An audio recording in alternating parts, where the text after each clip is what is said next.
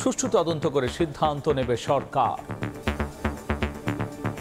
বিদেশে যতই প্রোপাগান্ডা ছড়ানো হোক, আমরা সবাই জানি সত্যটা কি, যে আমাদের দেশে কোনো সংখ্যালঘু বা কেউ তাদের কোনো রকমের ভয় থাকার কোনো কারণ নেই। তদন্ত সাপেক্ষে আমরা এটা করতে চাই যাতে কোনো কোয়ার্টার্সে কোনো ধরনের অনিশ্চয়তা এবং সংকট না তৈরি হয়। বিভাজন তৈরি করে আবারও ফিরে আসার চেষ্টায় পতিত স্বৈরাচারীরা, ষড়যন্ত্র মোকাবেলায় সজাগ থাকার আহ্বান রাজনীতিকদের। পতিত ফ্যাসিস্টরা প্রতি মুহূর্তেই এই অভ্যুত্থানকে ব্যর্থ করা, যে অন্তর্বর্তী সরকার তাকে ব্যর্থ করার চেষ্টা করছে। ফ্যাসিবাদ পরাজিত হয়েছে, ফ্যাসিবাদ যে কোনো সময় আবার ফিরে আসতে পারে। আমরা এমন কিছু করব না যে হঠকারিতার মধ্যে দিয়ে আমরা আবার অন্ধকারের মধ্যে চলে যাব। জাতি, ধর্ম, দলমত নির্বিশেষে জাতীয় ঐক্য কিভাবে আরো সিমেন্টেড করা যায়, প্রশাসনে আরো কিভাবে গড়িয়ে আনা যায়। দেখছিলেন প্রধান শিরোনাম। রাতের সময় সঙ্গে আছি আমি গোলাম রাব্বি। এবার অন্যান্য শীর্ষ সংবাদ। ছাপানো হলো 22,500 কোটি টাকা। তারল্য সহায়তা দেওয়া হবে দুর্বল 6 ব্যাংকে। মূল্যস্ফীতি না বাড়ার প্রত্যাশা গভর্নরের। আওয়ামী লীগ আমলে আর্থিক খাতে লুটপাটের শ্বেতপত্র প্রস্তুত। রোববার সরকারকে হস্তান্তর। ব্যাংক ও জ্বালানি খাতে হয়েছে ব্যাপক অনিয়ম। স্বজনহারা পরিবার। শেখ হাসিনা, নানক সহ সংশ্লিষ্ট সেনা কর্মকর্তাদের আসামি করার ঘোষণা। এবং শঙ্কাই হলো সত্যি, রামপাল বিদ্যুৎ কেন্দ্রে দূষণে হুমকিতে বিশ্ব ঐতিহ্যের সুন্দরবন। কমছে জলজ প্রাণী। বিপর্যয় ঠেকাতে দ্রুত উদ্যোগ নেওয়ার তাগিদ।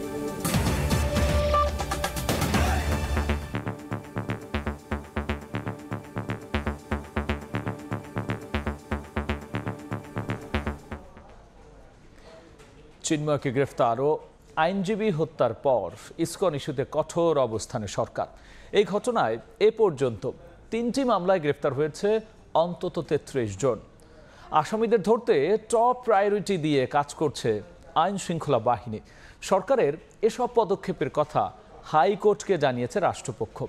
হাইকোর্ট বলেছেন, ইসকন নিষিদ্ধ হবে কিনা সিদ্ধান্ত নেবে সরকার, আর এক্ষেত্রে আদালতের হস্তক্ষেপ করা উচিত হবে না। ইসকনের বিষয়ে সরকারের অবস্থান কি বুধবার রাষ্ট্রপক্ষের কাছে জানতে চান দেশের সর্বোচ্চ আদালত। চট্টগ্রামের আইনজীবী সাইফুল ইসলাম আলিফ হত্যা সহ সাম্প্রতিক বিষয়ে সরকার কি পদক্ষেপ নিয়েছে তাও জানাতে বলা হয়। বৃহস্পতিবার রাষ্ট্রপক্ষের আইনজীবী আদালতকে জানান, আলিফ হত্যার ঘটনায় 3টি মামলা হয়েছে, গ্রেফতার করা হয়েছে বেশ কয়েকজনকে। ইসকন ইস্যুতে সরকার কঠোর বলেও জানানো হয়। এ সময় উচ্চ আদালত বলেন, ইসকন নিষিদ্ধ হবে কিনা সেটি সরকারের নীতিগত সিদ্ধান্ত, আদালতের হস্তক্ষেপ করা ঠিক হবে না। আদালতের আদেশে আমরা খুবই সন্তুষ্ট। কোর্ট বলছে যে যেহেতু রাষ্ট্রযন্ত্র এখানে সর্বোচ্চ চেষ্টা দিয়ে তাদের আইনশৃঙ্খলা পরিস্থিতি নিয়ন্ত্রণ রাখছে, এটা আসলে ধন্যবাদ পাওয়ার যোগ্য। বিদেশে যতই প্রোপাগান্ডা ছড়ানো হোক, আমরা সবাই জানি সত্যটা কি, যে আমাদের দেশে কোনো সংখ্যালঘু বা কেউ তাদের কোনো রকমের ভয় থাকার কোনো কারণ নেই।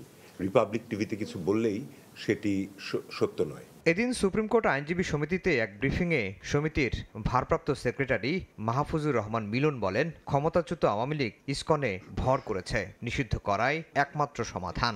ইসকন যে শুধুমাত্র উগ্রবাদী কাজ করছে তা না, ইসকনকেও ব্যবহার করে দেখা যাচ্ছে যে দোসর যারা আছে, ফ্যাসিস্ট যারা আছে, তারাও কিন্তু এটার সাথে যুক্ত হয়ে ইসকনের নাম ব্যবহার করে, ইসকন এবং ইসকনের সাথে একসাথে নাম ব্যবহার করে তারা কিন্তু এই ধরনের কর্মকাণ্ড চালাচ্ছে। ইভেন আমরা এটাও দেখেছি, ইসকনের একটা সমাবেশ হচ্ছে, সেখান থেকে জয় বাংলা বলে কিন্তু আপনার স্লোগান দেওয়া হচ্ছে। কোনো সংগঠনকে নিষিদ্ধ করার বিষয়ে সুষ্ঠু তদন্ত করে সিদ্ধান্ত নেবে সরকার। সন্ধ্যায় উপদেষ্টা পরিষদের বৈঠক শেষে একথা জানিয়েছেন উপদেষ্টা মাহফুজ আলম। এ সময় আরেক উপদেষ্টা সৈয়দা রিজওয়ানা হাসান বলেছেন, আলোচনার মাধ্যমেই সব সমস্যার সমাধান হচ্ছে। বাংলাদেশে কোনো সংগঠন নিষিদ্ধ করা, কোনো সংগঠনকে নিবন্ধন বাতিল করা বা যেই ধরনের আইনি উদ্যোগেই হোক না কেন, এটা নির্দিষ্ট প্রক্রিয়া অনুসরণ করে এবং তদন্ত সাপেক্ষে আমরা এটা করতে চাই। যে কোনো বিরোধ, যে কোনো সমস্যার সমাধান সরকারের সাথে আলোচনার মাধ্যমেই যেন সকলে করেন, শিক্ষার্থী সহ, সেটা আমরা আপনাদের মাধ্যমে একটা আহ্বান জানাচ্ছি। প্রথমেই রাজপথটাকে বেছে না নিয়ে সরকারের সাথে আলাপ আলোচনা করলে মানুষের মনে যে একটা আশা, ওই আশার জায়গাটা আর সংকুচিত হবে না। ইসকন ইস্যুতে পরিকল্পিতভাবে বিভাজন তৈরির পায়তারা চলছে এমন মন্তব্য করে বিএনপির মহাসচিব বলেছেন, দেশকে অস্থিতিশীল করে ফিরে আসার চেষ্টা করছে পতিত স্বৈরাচারীরা। এদিকে দেশবিরোধী ষড়যন্ত্র রুখতে সবাইকে সজাগ থাকার আহ্বান জানিয়েছেন গণতন্ত্র মঞ্চের নেতারা।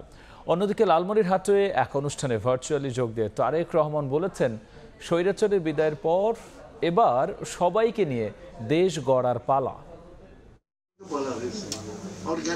এবার আলোচনায় ইসকন ইস্যু। রাজনৈতিক দলের নেতাদের বক্তব্যে উঠে আসছে নানা শঙ্কার কথা।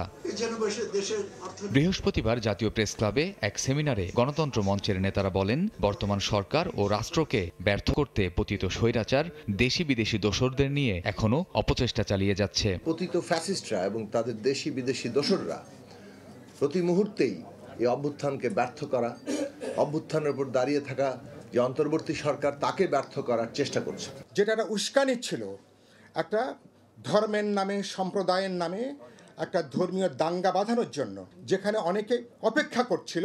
চট্টগ্রামের লক্ষ লক্ষ মানুষ সমমর্মিতা সম্প্রীতির মধ্য দিয়ে নতুন একটা উদাহরণ আমরা তৈরি করেছি। অনুষ্ঠানে বিএনপি মহাসচিব বলেন, ইসকন ইস্যুতে বিভাজন তৈরি করে পরিকল্পিতভাবে দেশকে অস্থিতিশীল করার ষড়যন্ত্র করছে আওয়ামী লীগ। সবাইকে সতর্ক থেকে ফ্যাসিস্ট সরকারের ফিরে আসার চেষ্টা প্রতিহতের তাগিদ দেন মির্জা ফখরুল। ভারতবর্ষের মিডিয়ার বিষয়গুলো দেখতে পাই। কাল রাতেই আমাকে কয়েকজন ফোন দিয়েছেন, তাদের একটাই মাত্র লক্ষ্য, প্রশ্ন যে ইসকনের ব্যাপারে আপনারা কি করছেন। এই প্রশ্নটা উদ্দেশ্য প্রণোদিত একটা অবস্থা তারা তৈরি করতে চায়। সেই অবস্থা নিয়ে প্রথমবার ফেল করেছে, এখন আবার নতুন করে আবার সেই অবস্থা তৈরি করতে চায়। এদিকে নোয়াবের মত বিনিময় সভায় অংশ নিয়ে মির্জা ফখরুল বলেন, নৈরাজ্য সৃষ্টি করে হঠকারী কর্মকাণ্ড করলে দেশ আবারও সংকটে পড়বে। পরাজিত ফ্যাসিস্ট যে পালিয়ে গেছে ভারতে এবং বেশ নিরাপদ আশ্রয়ই আছে, সেখান থেকে কলকাঠি নাড়ছে যে বাংলাদেশের এই যে গণতন্ত্রের সম্ভাবনা সৃষ্টি হয়েছে, এটাকে নস্যাৎ করে দেওয়ার জন্য। এদিন বিকেলে লালমনিরহাটের বড়বাড়ি মাঠে শহীদ জিয়া স্মৃতি ফুটবল টুর্নামেন্টের অনুষ্ঠানে ভার্চুয়ালি যোগ দেন বিএনপির ভারপ্রাপ্ত চেয়ারম্যান তারেক রহমান। সবাইকে নিয়ে দেশ গড়ার প্রত্যয় জানান তিনি। দেশের মানুষ স্বৈরাচারকে বিদায় করেছে এই দেশ থেকে, এখন সামনের দিনে হচ্ছে দেশ গড়ার পালা। বাংলাদেশ জাতীয়তাবাদী দল সরকার গঠনে সক্ষম হলে দেশের মানুষের ভিতর থেকে, ভবিষ্যৎ প্রজন্মের ভিতর থেকে যাতে আমরা প্রফেশনাল খেলোয়াড়, প্রফেশনাল সাংস্কৃতিক কর্মীও গড়ে তুলতে পারি, সেই লক্ষ্যে যাতে আমরা সফল হতে পারি, সেই প্রত্যাশা আমি আপনাদের সকলকে সাথে নিয়ে সেই প্রত্যাশা রাখতে চাই। সবাইকে ঐক্যবদ্ধ থাকার আহ্বান জানিয়ে বক্তব্য শেষ করেন ভারপ্রাপ্ত চেয়ারম্যান। আপনারা দয়া করে চেষ্টা করবেন নিজ নিজ এলাকা। কামরুজ্জামান মামুন, সময় সংবাদ, ঢাকা।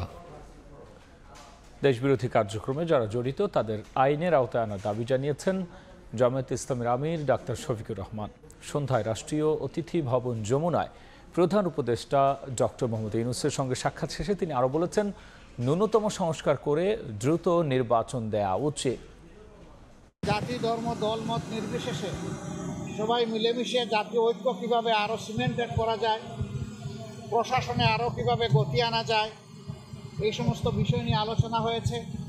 পাশাপাশি আলোচনা হয়েছে দ্রব্যমূল্যের যে ঊর্ধ্বগতি, যেটাতে মানুষের কষ্ট হচ্ছে, এইটাকে লাঘব করার জন্য, মানুষের সামর্থ্যের ভিতরে দ্রব্যমূল্যকে নামিয়ে আনার জন্য কী পদক্ষেপ নেওয়া যায়, সেই সমস্ত বিষয় নিয়ে আলোচনা হয়েছে।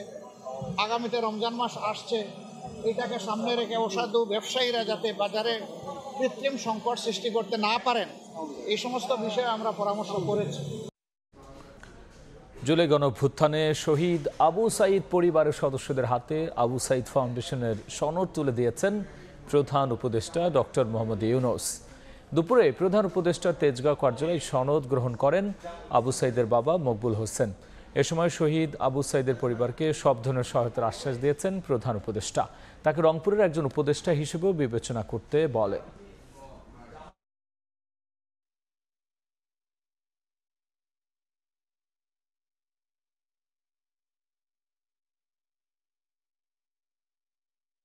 সহজ রাস্তায় হাঁটল বাংলাদেশ ব্যাংক। বৃহস্পতিবার কেন্দ্রীয় ব্যাংকের গভর্নর জানিয়েছেন, দুর্বল ব্যাংকগুলোতে সহায়তার জন্য 22,500 কোটি টাকা ছাপিয়েছেন তারা। এতে আগামী সপ্তাহের প্রথম কর্মদিবস থেকেই 6 ব্যাংক থেকে টাকা তুলতে পারবেন গ্রাহকরা।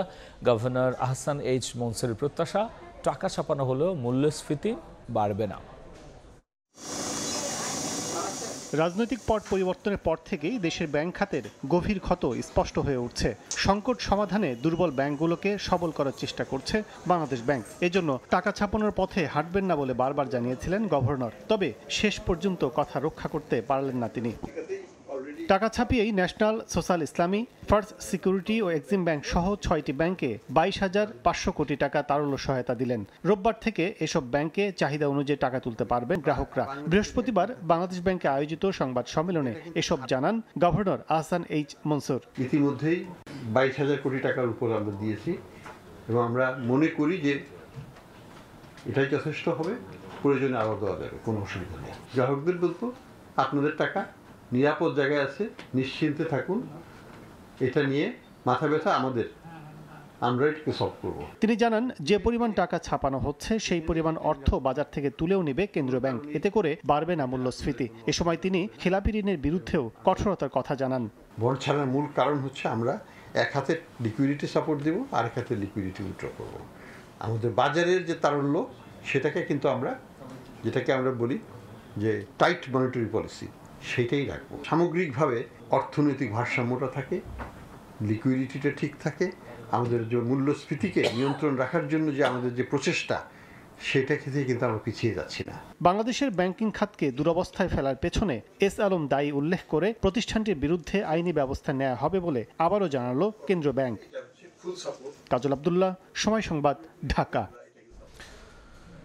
আওয়ামী লীগ আমলে আর্থিক খাতে লুটপাটের শ্বেতপত্র প্রস্তুত, সোমবার ফিরিস্তি তুলে ধরবে অন্তর্বর্তী সরকার। এর আগে রোববার প্রধান উপদেষ্টার কাছে প্রতিবেদন তুলে দেবে অর্থনীতি সংক্রান্ত শ্বেতপত্র কমিটি। ডক্টর দেবপ্রিয় ভট্টাচার্য জানিয়েছেন, ব্যাংক ও জ্বালানি খাতে বড় ধরনের অনিয়ম পেয়েছেন তারা। সংসদ সদস্যদের ইচ্ছে পূরণে যত্রতত্র অপ্রয়োজনীয় প্রকল্প গ্রহণ, দরপত্র নিয়ন্ত্রণ কিংবা দরপত্র ছাড়াই প্রকল্পের অনুমোদন, অস্বাভাবিক ব্যয় বৃদ্ধি, আরও আছে প্রকল্পের টাকায় বিদেশ ভ্রমণ। গেল 15 বছরে তৎকালীন আওয়ামী লীগ সরকারের প্রকল্পের নামে বেপরোয়া দুর্নীতিতে বিপর্যস্ত হয়ে পড়ে দেশের অর্থনীতি। রাজনৈতিক পট পরিবর্তনের পর অর্থনীতির ক্ষত নির্ণয় ও পরিস্থিতি পরিমাপে গেল 28 আগস্ট শ্বেতপত্র প্রণয়ন কমিটি গঠন করে অন্তর্বর্তী সরকার। বিভিন্ন পক্ষের সাথে 3 মাস আলাপ আলোচনা, তথ্যপত্র সংগ্রহ ও যাচাই বাছাইয়ের পর এ সংক্রান্ত প্রতিবেদন প্রস্তুত করেছে ওই কমিটি। বৃহস্পতিবার পল্টনে ইআরএফ মিলনায়তনে র্যাপিড আয়োজিত এক অনুষ্ঠানে কমিটির প্রধান দেবপ্রিয় ভট্টাচার্য জানান, 1 ডিসেম্বর তারা সরকারের হাতে প্রতিবেদন তুলে দেবেন। রবিবার দিন মাননীয় প্রধান উপদেষ্টার কাছে দুপুর 12টার সময় আমরা শ্বেতপত্র হস্তান্তর করব। এ সময় এই অর্থনীতিবিদ বলেন, ব্যাংক ও জ্বালানি খাতে সবচেয়ে বেশি লুটপাট হয়েছে। ক্যাপাসিটি চার্জের সিদ্ধান্ত একটা অনৈতিক এবং অবৈজ্ঞানিক এবং অর্থনৈতিকভাবে হিতকর নয় এমন একটি পদক্ষেপ, সেটা সরকার বাতিল করে দিয়েছে। আগামী 6 মাসের জন্য করণীয় ঠিক করতে সরকারকে একটি কর্ম পরিকল্পনা তৈরির তাগিদ দেন দেবপ্রিয় ভট্টাচার্য। সেই দুর্নীতির পাহাড়ের থেকে যদি। শুভ খান, সময় সংবাদ, ঢাকা। পিলখানা হত্যার বিচারে আন্তর্জাতিক অপরাধ ট্রাইব্যুনালে মামলা করবেন স্বজনহারা পরিবার। শেখ হাসিনা, শেখ সেলিম, নানক, তাপস সহ সংশ্লিষ্ট সেনা কর্মকর্তাদের আসামি করার ঘোষণাও দিয়েছেন তারা। আমার ছোট ভাইটা। নিহত কর্মকর্তাদের স্বজনদের অভিযোগ, এই হত্যাকাণ্ডকে বিদ্রোহের নাম দিয়ে নানানভাবে ধামাচাপার চেষ্টা করেছিল তৎকালীন সরকার। হত্যাকাণ্ড নিয়ে হওয়া সব তদন্ত প্রতিবেদন জনগণের সামনে আনার দাবিও তাদের।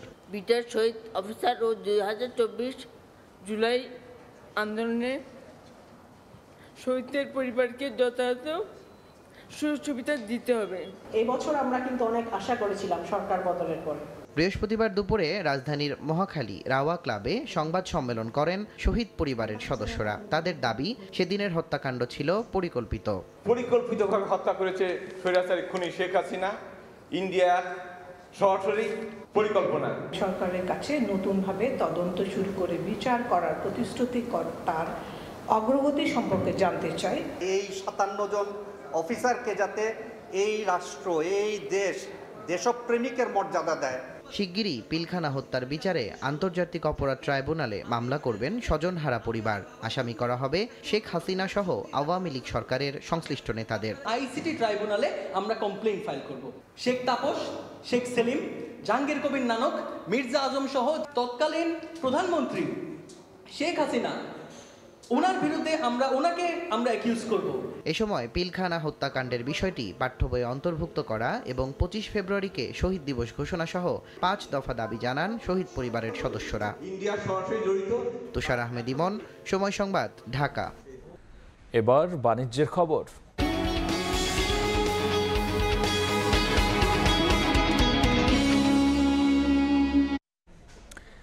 ঋণের নামে টাকা লুটপাটকারী কেউ পার পাবে না বলে হুঁশিয়ারি দিয়েছে ন্যাশনাল ব্যাংকের বর্তমান পরিচালনা পর্ষদ। তবে চাহিদা মতো টাকা তুলতে আমানতকারীদের অন্তত 3 মাস অপেক্ষা করতে হবে। সংবাদ সম্মেলন করে গ্রাহকদের এভাবেই আশ্বস্ত করেছেন ব্যাংকটির চেয়ারম্যান।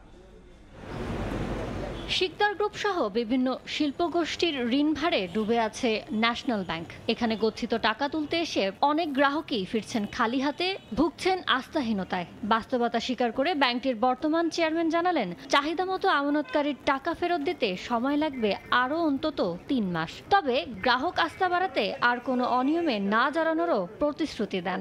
যাতে করে আমাদের বৈদেশিক বাণিজ্য বাড়ে, যাতে করে আমাদের বৈদেশিক লিমিটেড এই খাতে আমাদের ব্যবসাটা যদি আমরা বাড়াতে পারি, তাহলে আমাদের যেই দৈনন্দিন যে টাকাটা আমাদের কাছে গ্রাহক চাচ্ছে উইথড্র করার জন্য, সেখান থেকে আমরা মোটামুটি একটা স্বস্তির পর্যায়ে আসতে পারবো বলে আমাদের দৃঢ় বিশ্বাস আগামী 1 বা 2 মাসের ভিতরে।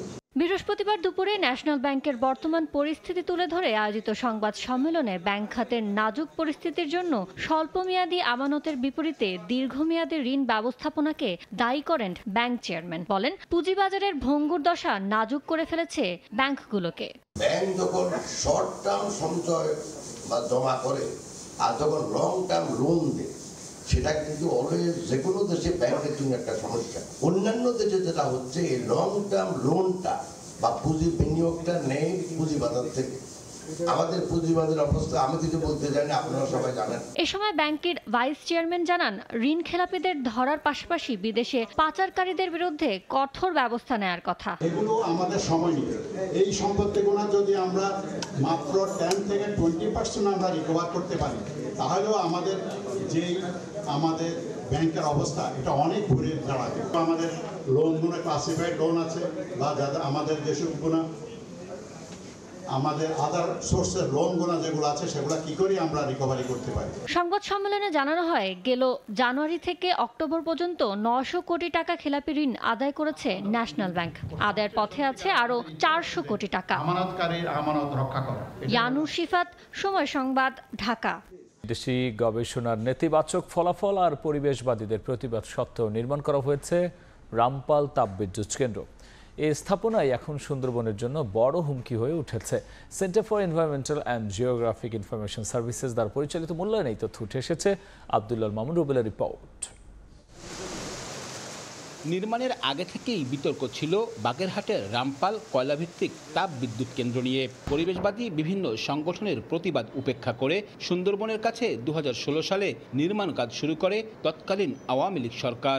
1320 মেগাওয়াট বিদ্যুৎ উৎপাদন ক্ষমতাসম্পন্ন এই কেন্দ্রটি চালু হয় 2022 সালে।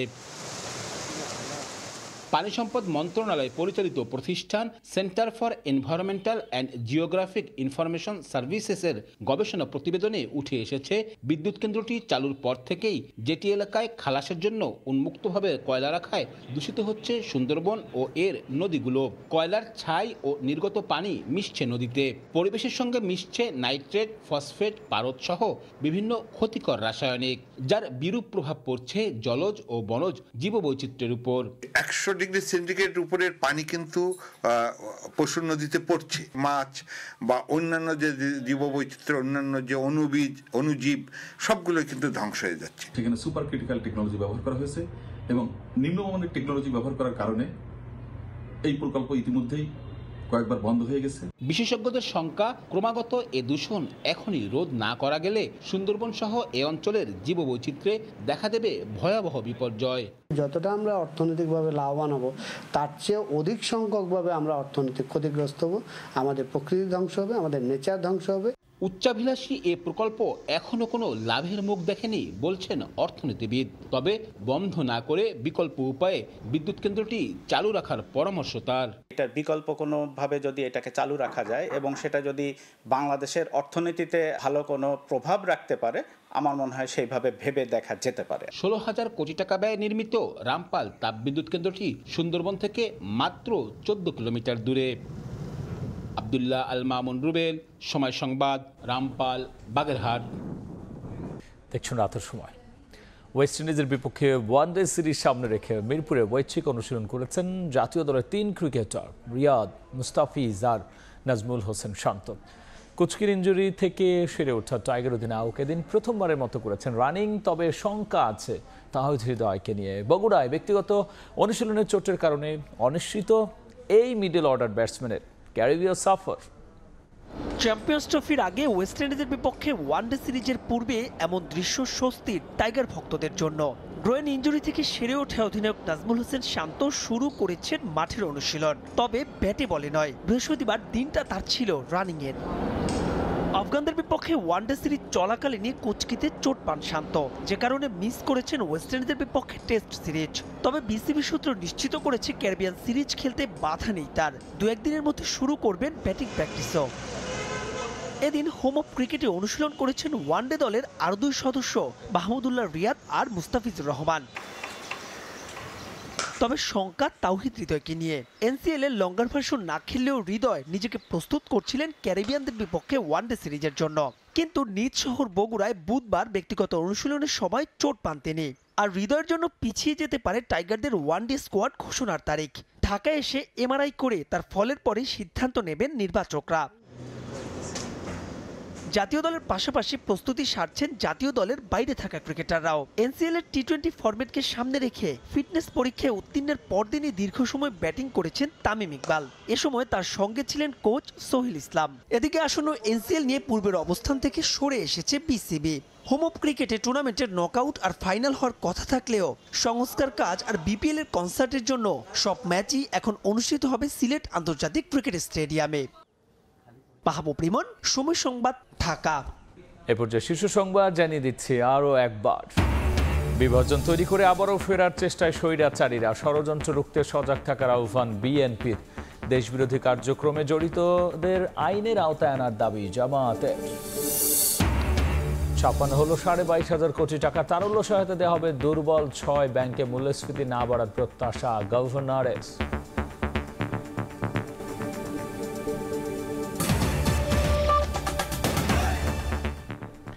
এই ছিল রাতের সময়, সঙ্গেই থাকুন সময়।